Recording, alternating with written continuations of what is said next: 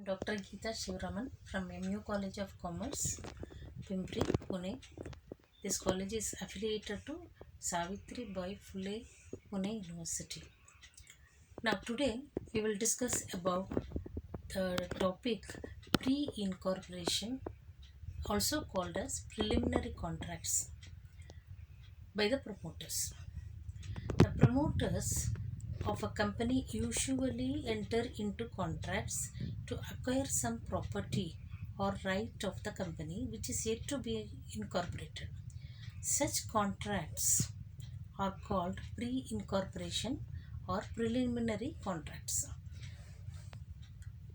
The promoters are generally enter into contracts as an agent of the company, but the legal position is that there should be two consenting parties are necessary to a contract, whereas but it is before incorporation. It has not come into existence.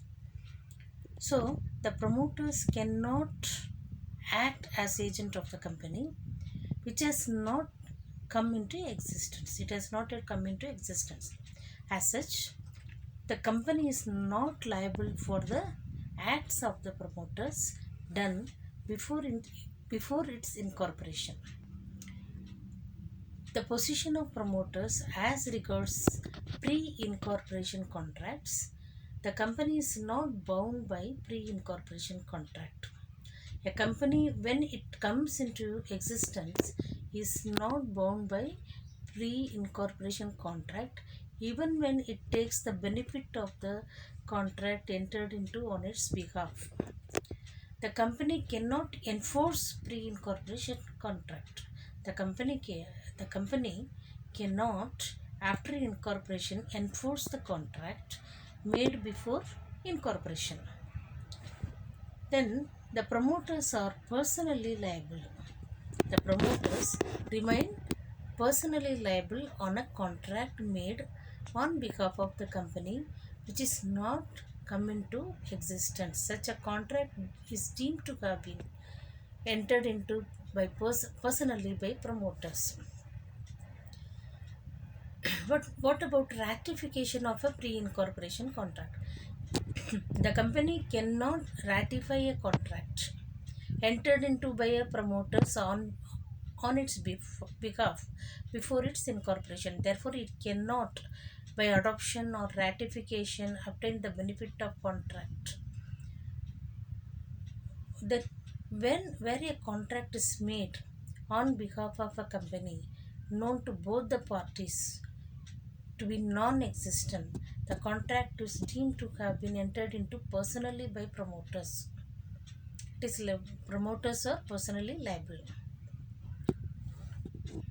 If then after thus the company, if it desires, enter into a new contract after its incorporation, which the other party, and if the company makes a fresh contract in terms of its pre-incorporation contract, the liability of the promoters shall come to an end.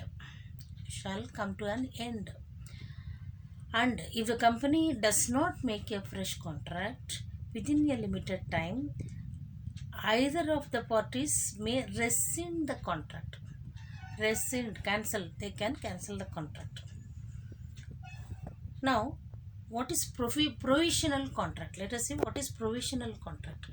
Provisional contracts refers to a contract entered into by a public company after its incorporation, but before it commences the business.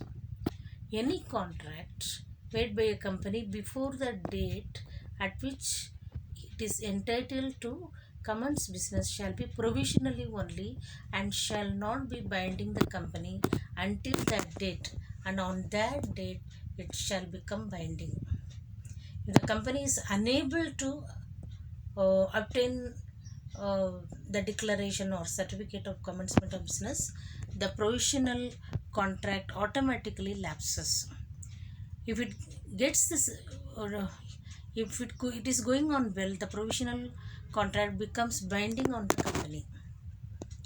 in the there is no need for ratification of the contract by the company.